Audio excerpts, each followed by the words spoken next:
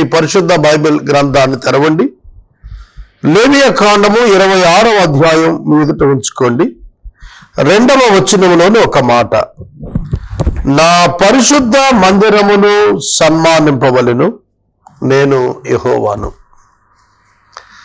నాకు చాలా నచ్చినటువంటి మాట ఏమిటంటే, ప్రతి పర్యాయము దేవుడు నేను యెహోవాను అని మాట్లాడుతున్నాడు.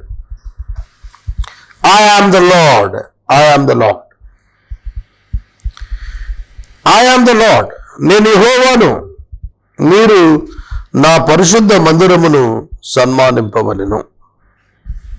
ప్రియ సహోదరుడా, సహోదరి, దేవుని మందిరాన్ని గురించి కొన్ని విషయాలు మీకు చెబుతాను, జాగ్రత్తగా వినండి.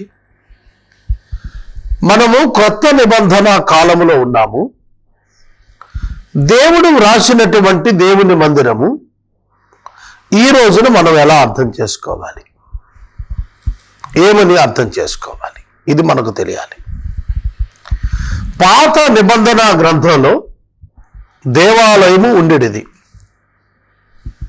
దాని ప్రారంభం చెబుతాను, వినండి. దేవుడు మోషేకు ప్రత్యక్ష గుడారం నిర్మాణం చేసుకోమన్నాడు. దేవుడు మోషేతో ప్రత్యక్ష గుడారం నిర్మాణం చేయమన్నాడు. అది ఒక గుడారము, టెంట్. ఈ టెంట్లో పరిశుద్ధ స్థలము, అతి పరిశుద్ధ స్థలము, ఆవరణము, చుట్టూ తెరలు, మధ్యలో గుడారము. గుడారము 2 భాగాలు, ప్రత్యక్ష గుడారము అని. ఈ టెంట్స్ లో ఉన్నట్టు ఈ యొక్క కర్టెన్స్ మధ్యలో ఉన్న టెంట్. ఈ తెరల మధ్య ఒక పర్టిక్యులర్ ప్లేస్ లో ఒక తెరల మధ్య 4 వైపుల తెరలు, ఒకవైపు ఎంట్రన్స్ ద్వారము, దాని అభిముఖాన ద్వారం కలిగి ఉండేటట్లుగా ఒక టెంట్. ఆ టెంట్ 2 భాగాలు, పరిశుద్ధ స్థలం, అతి పరిశుద్ధ స్థలం. పరిశుద్ధ స్థలము, అతి పరిశుద్ధ స్థలము ఆవరణములో గంగాళం. గంగాళము లోపలికి వచ్చిన యాజకులు నీటితో తమను శుద్ధి చేసుకునేటకు. ఇది ఇత్తడితో చేసేవారు. తర్వాత బలిపీఠం. ఈ ప్రత్యక్ష గుడారం యొక్క ద్వారమునకు బలిపీఠం చిన్నగా ఉంటుంది. డోర్కి, ఎంట్రన్స్ డోర్కి, టెంట్ డోర్కి మధ్య బలిపీఠం. బలులను ఇవ్వటం అంటే లోపలికి వచ్చిన వాడు బలి ఇచ్చి అంగీకరించబడిన తరువాత లోపలికి వెళ్తాడు. అది కాన్సెప్ట్. కనుక ఒక మనిషి అంగీకరించబడిన తరువాతే అతని ఆరాధన స్వీకరణ, లేకపోతే లేదు. ఈ కాన్సెప్ట్లో ప్రత్యక్ష గుడారంలో పరిశుద్ధ స్థలంలో ఒక బల్ల, దాని మీద సమకపు రొట్టెలు, ధూపవేదిక, దీపవృక్షము పరిశుద్ధ స్థలంలో ఉండేవి. అతి పరిశుద్ధ స్థలంలో మందసం పెట్టి కెరూబులు పైన 2 కొనలు అంటుకున్నట్లుగా రెక్కలు చాచి వాటి మధ్యలో ఉండి దేవుడు మాట్లాడుతుండేవాడు. మందసం పెట్టి తుమ్మకర్రతో చేసి లోపట వెలుపట బంగారాన్ని తాపటం చేసేవారు. ఆ లోపట పెట్టె లోపట మన్నాగల బంగారు పాత్ర, చిగురించిన అహరోను కర్ర, మోషేకు దేవుడిచ్చినటువంటి 2 రాతి పలుకలు ఉండేవి. ఈ 2 స్థలాలను వేరు చేస్తూ దట్టమైనటువంటి ఒక తెర కట్టబడి ఉండేది. ప్రధాన యాజకుడు సంవత్సరానికి ఒకసారి లోపలికి వెళ్ళటానికి అనుమతించబడ్డాడు. యాజకులు పరిశుద్ధ స్థలానికే పరిమితం. ప్రతి జాతీయ ప్రాయశ్చిత్త దినాన ప్రధాన యాజకుడు అతి పరిశుద్ధ స్థలంలోనికి నడుముకు ఒక తాడు కట్టుకొని నిర్దోష జంతువు యొక్క పరిశుద్ధ రక్తాన్ని తీసుకుని వెళ్ళేవాడు. ఇది ప్రక్రియ. ఇది మోషే కాలంలో అమల్లో ఉంది.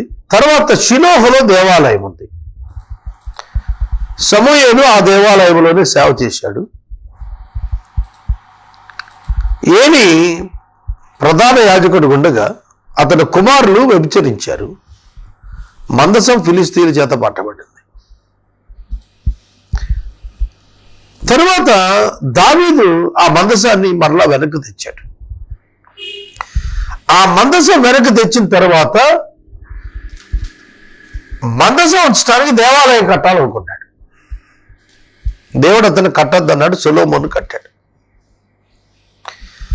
సొలొమోను దేవాలయము నిర్మాణం చేసిన తరువాత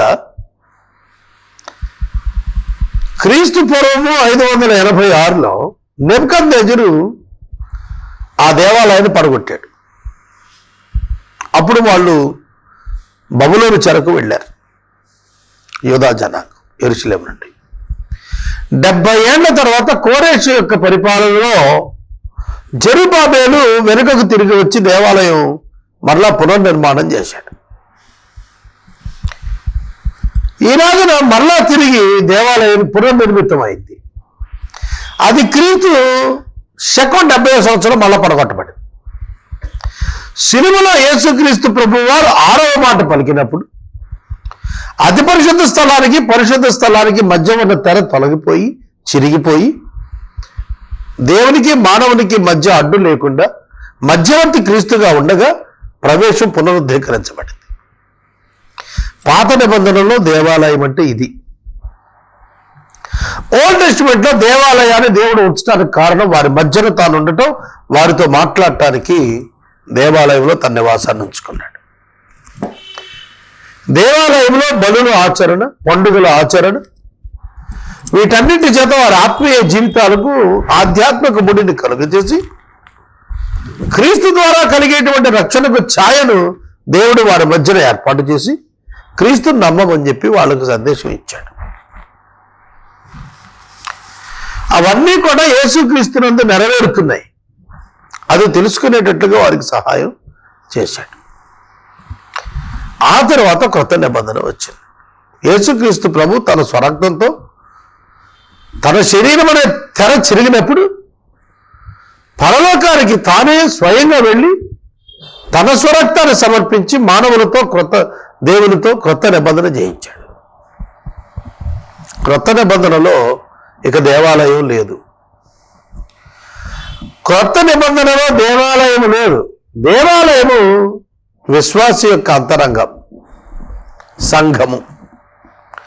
సంఘము క్రీస్తు యొక్క శరీరం, దేవుని యొక్క ఆలయం. విశ్వాసి యొక్క శరీరం దేవుని ఆత్మక ఆలయం. కాబట్టి ఒకప్పుడు తెరలతో ఉండేది దేవాలయం. ప్రత్యక్ష గుడారం మోసే కాలం. సొలొమోను నాటికి పర్మనెంట్ టెంపుల్ వచ్చింది. ఆ తర్వాత జెరుబ్బాబెలు మళ్ళీ పర్మనెంట్ టెంపుల్ తెచ్చాం. యేసుక్రీస్తు శిలువ మరణం తర్వాత ప్రభువు సమరయ స్త్రీతో చెప్పినట్టుగా రాయి మీద రాయి ఉండకుండా వచ్చే కాలం వచ్చేస్తాను. ఆ దినాన్ని ఆరాధించేవారు కొండ మీద ఆరాధించరు, యెరూషలేములో ఆరాధించరు, ఆత్మతో సత్యముతో ఆరాధిస్తారు. అది ఇప్పుడు పీరియడ్. అది ఇప్పుడు కాలం. ఆత్మతో సత్యముతో ఆరాధించు కాలములో మనం ఉన్నాం. కనుక దేవుని మందిరము అనే పేరిట కట్టబడే స్థలాలన్నీ కూడా పాత నిబంధనలోని దేవుని మందిరము వంటివి కానే కావు. పాత నిబంధనలో దేవుని నివాసము, ప్రసన్నత, సన్నిధి, మేఘము అవి ఆ మందిరం మీద ఉండేవి. లిటరల్ గా దేవుడు హీ డ్వెల్డ్ ఇన్ ఇట్, అందులో నివసించాడు. కానీ ఇప్పుడు మనం కడుతున్న మందిరాల్లో ఆయన నివాసం ఉండడు. ఆయన హస్తకృతమైన ఆలయాల్లో నివసించేవాడు కాడు. హస్తకృతము కాని ఆలయము సంఘం. ఈ సంఘం దేవునికి ఆలయం. క్రీస్తు సంఘం దేవునికి ఆలయం. ఒక విశ్వాసి యొక్క శరీరం దైవాత్మకు ఆలయం. గుర్తుపెట్టుకోండి. కనుక న్యూ టెస్టిమెంట్ లో చర్చ్ బిల్డింగ్ అనేది it's only a meeting place. It's a meeting place for the believers. ఈ చర్చిలో దైవ ప్రసన్నత ఉండదు. ఈ చర్చిలో దైవ మహిమ ఉండదు. గుర్తుపెట్టుకోండి దయచేసి. చాలా మంది ఇవాళ పాత నిబంధన మందిరాలు తలుచుకుంటే ఇక్కడ కూడా అదే కాన్సెప్ట్ ఉందనుకుంటారు. దేవుని ఆత్మ ఈ విధమైనటువంటి బిల్డింగ్స్ లో ఉండడు. మీ దేహము దేవుని వలన మీకు అనుగ్రహించబడి దేవుని ఆత్మకు ఆలయమై ఉన్నదని మీరు ఎరుగరా అని పౌలు ప్రశ్నించాడు. So your body is the temple of God. Your body is the temple of God. నీ శరీరం దేవునికి ఆలయం. క్రీస్తు సంఘము దేవుని యొక్క ఆలయం. మరి అటువంటప్పుడు ఇప్పుడు మనం కట్టుకుంటున్న భవనాలు లక్షలాది రూపాయలు, కోట్లాది రూపాయలు రాళ్లలో పోస్తున్నారు. దశమ భాగాలని, ప్రత్యేక అర్పణలని తీసుకెళ్ళి మనుషులను ప్రేమించి ఆ ధనాన్ని కనుక ఇచ్చుంటే ఇవాళ క్రైస్తవ్యం మీద ముఖ చిత్రం వేరేగా ఉండేది. భారతదేశంలో అందమైన భవనాలు కడుతున్నారు, ఏసీ టవర్స్ కడుతున్నారు, చలువరాతితో కడుతున్నారు, వేదికల మీద వారం వారం ప్రసంగాలు వినటానికి అనేకమైనటువంటి ఆకర్షణీయమైన భవనాలు కడుతున్నారు, ఎలివేషన్స్ కడుతున్నారు. ఈ డబ్బంతా ఎక్కడదా అంటే దేవుడి పేరిట ఇచ్చేటువంటిది. న్యూ టెస్టిమెంట్లో ప్రభు చెప్పింది ఏమిటంటే, నిన్ను వలె నీ పొరుగు వాడిని ప్రేమించు. నీ దేవుడు ఇచ్చిన ఆజ్ఞను పాటించటం ఆయన్ని ప్రేమించటం, ఆయన్ని సేవించటం. ఆయన మనుషుల చేతుల చేత సేవించబడేవాడు కాడు. Then why we need those buildings to construct? ఎందుకు మనం నిర్మిస్తున్నాం అవి? ఇవాళ ఎవ్వరూ ఆలోచించట్లేదు. 2 తరాల క్రితం ఈ జబ్బు లేదు. క్రైస్తవ్యంలో 2 జనరేషన్స్ బ్యాక్, ఇప్పుడు present younger people generation and hour generation, మా తరం, మా పిల్లల వయసున్న వారి తరం, ఈ 2 జనరేషన్స్ వెనక్కి వెళ్తే మా ఆధ్యాత్మిక తండ్రులు నివసించిన కాలం, they are not informed of the building churches. Bakht Singh గారిని తీసుకోండి, మీరు జో డానియల్ గారి ఫాదర్ని తీసుకోండి, జో డానియల్ గారిని తీసుకోండి. విశాల స్థలంలో ప్రాంగణాలు ఏర్పరిచేవాళ్ళు, షెడ్స్ వేసేవాళ్ళు. ఆదివారం 1 గంట meeting place, simple. God is not going to dwell there.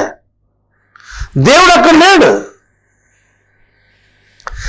ఆయన పండుకొని ఉన్న సమాధి విషయంలోనే సమాధి తెరవబడి ఆయన ఇక్కడ లేడు, ఆయన లేచి ఉన్నాడు, మీరు ఇక్కడ మృతుల్లో వెతుకుతున్నారేంటి, ఆయన వెళ్ళండి, గలలోకి వెళ్ళిపోయాడు, ఆయన మిమ్మల్ని కలుసుకుంటా అని చెప్పాడు కదా, అక్కడికి వెళ్ళాడు ముందు, మీరు వెళ్ళండి అక్కడికి అన్నాడు. ఇవాళ ఆయన సమాధి ముట్టుకుంటే చాలనుకుంటున్నాం మనం. దాని మీద ఒక బట్ట పరిచి తెచ్చి ఇంట్లో పెట్టుకుంటున్నాం. 2000 సంవత్సరాల క్రితం నేను వెళ్ళాను, ప్రభు యొక్క సమాధి ఉంచినటువంటి స్థలానికి వెళ్ళాను. అది చాలా చిన్న, లోపలికున్నటువంటి గదిలా ఉంది, చిన్న డోర్ ఉంది, దానిలో వెళ్ళాను, చూశాను. ప్రభువుని పండుకోబెట్టినటువంటి స్థలం చూశాం. ఒక అనుభూతి, ఏదో అబ్బా ప్రభువుని పెట్టిన స్థలం చూశామని. కానీ ఆయన అక్కడ లేడే. నేను 4600 కిలోమీటర్లు ప్రయాణం చేసి 2 విమానాలు మారి 15 రోజులు సమయాన్ని ఇచ్చి అక్కడ వెళ్ళి చూశాను. But the same Jesus dwells in my heart wear ever I'm living. నేను నివసిస్తున్న చోటే, నేను జీవిస్తున్న చోటే నాలో నా ప్రభు ఉన్నాడు, సజీవుడై ఉన్నాడు. కానీ నేను ఎక్కడ పోయి ఎత్తుక్కుంటాను? యెరూషలేము వెళ్ళి అక్కడ ఎత్తుక్కుంటాను. ఇట్ ఈజ్ రిలీజియన్, అది మతం. But Christianity is not at all a religion. దేవుని మందిరాన్ని సన్మానించమన్నాడు. సన్మానించుట దేవుని మందిరం, సంఘము, సంఘము దేవుని మందిరము. న్యూ టెస్టిమెంట్లో మనం సన్మానించవలసినది ఏమిటి? దేవుని సన్మానించాలి.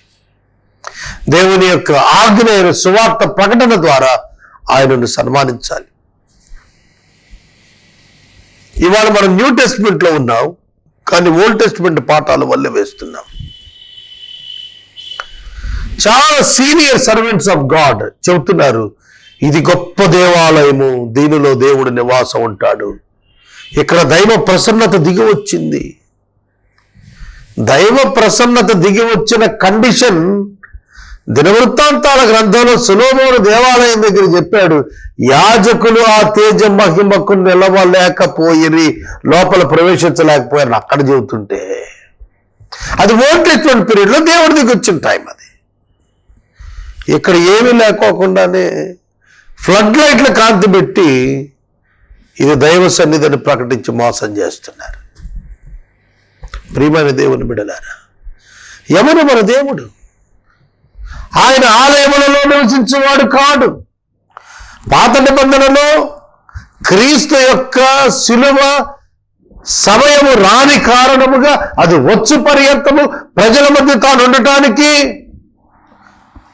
ఆయన ఒక గుడారం ఏర్పరిచి అందులో ఉన్నాడు. మందసం పెట్టి నుండి ఆయన రెస్పాండ్ అయ్యాడు. తన గుణలక్షణాలను బట్టి తాను ఏర్పరుచుకున్నాడు ఆ మందిరంలో మందసంలో ఆ పాత్రలు అవంతా ఒక సెట్ అంతా ఏర్పరిచి తన లక్షణాలు కనపరిచి ఆయన మందిరంలోకి ఎవరు రాకుండా ఆయన చూసుకున్నాడు. ఇప్పుడు మనం కట్టే మందిరంలో కట్టే ఆల్టర్ అంటే అదేనా? ప్రియమైన దేవుని బిడ్డలారా, ఇవాళ మనం ఆల్టర్ అని మందిరం లోపల కట్టి పుల్పిట్ పెట్టి ఇది ఆల్టర్ పాస్టర్ గారు ఎక్కాలని చెప్పి అంటాం. ఇంచుమించుగా అతిపెద్ద స్థలం మందిరంలో వేస్ట్ చేసేస్తాం. Podium is it not enough? ఒక సేవకుడు ఒక కార్నర్లో నిలబడి వాక్యం చెప్పడానికి ఒక ఎత్తైన స్థలం చిన్నది చాలదు, ఒక నిలబడేది 200 మంది నుంచునే అంతటి స్థలం ఖాళీగా పెట్టాలి. కనుక ఇవాళ యాటిట్యూడ్స్ మారిపోయాయి, మందిరాలకు ప్రాధాన్యత పెరిగిపోయింది. డబ్బు కూడా వాళ్ళకే ఇస్తున్నారు, మందిరాలు కట్టే వాళ్ళకే ఇస్తున్నారు. కొందరు ఎకరాలలో స్లాబులు వేస్తున్నారు, అన్నదాన సత్రాలు చేస్తున్నారు. అదే నా క్రీస్తు ప్రభు చెప్పిన క్రైస్తవ్యం, అదేనా ప్రభు చెప్పినటువంటి భక్తి. తిరణాలకు ప్రార్థనలకు వ్యత్యాసం లేకుండా పోయింది. కనుక ఇవాళ ప్రతి క్రైస్తవుడు పరీక్షించుకోవాల్సింది ఏమిటంటే, we are in New Testament times, మనం క్రొత్త నిబంధన కాలంలో ఉన్నాం. సువార్తీకరణ ప్రధాన ధ్యేయం. కనుక మన మందిరాల్లో చేరి ఇక్కడ దేవుడు ఉంటాడు, దేవుని ప్రసన్నత దిగుద్దిప్పుడు ఈ స్థలములో దేవుడు మనతో పాటు దిగొచ్చాడు, మేము చూస్తున్నాం. It's all bluffing.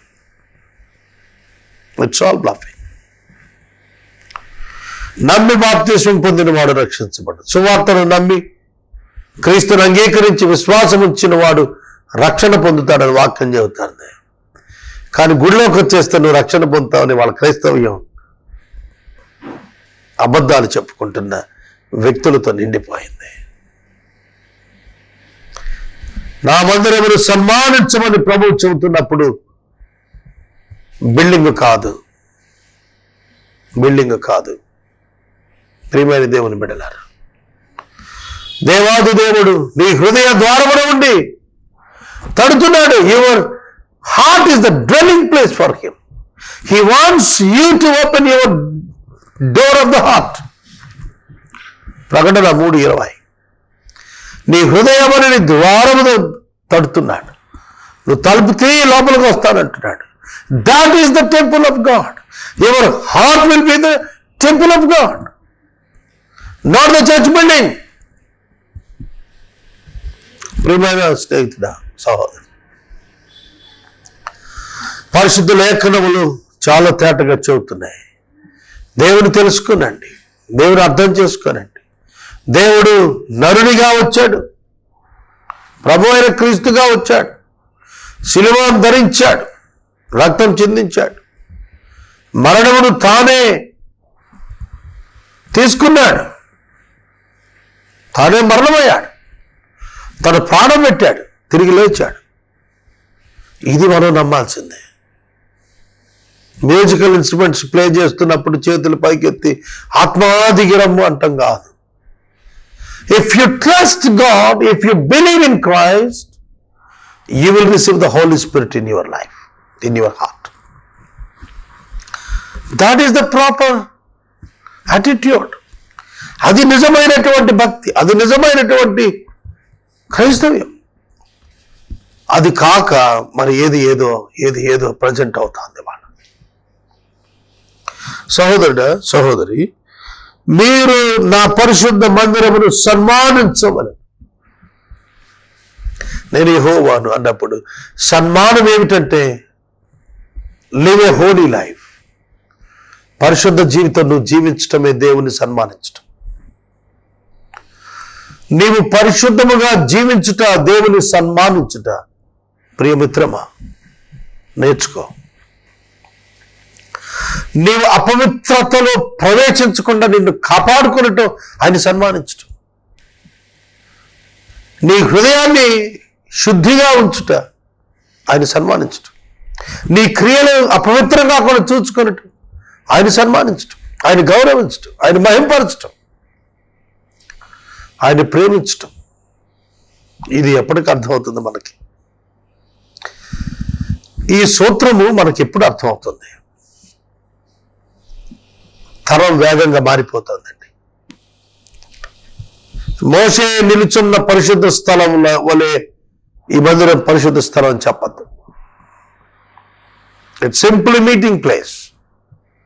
Today your body is the temple of God and the church is the temple of God. సంఘము నీ దేహము దేవాలయము, దేవునికి ఆలయం. పవిత్రంగా చూసుకో, పరిశుద్ధంగా చూసుకో, జీవితాన్ని కట్టుకో, దిద్దుకో.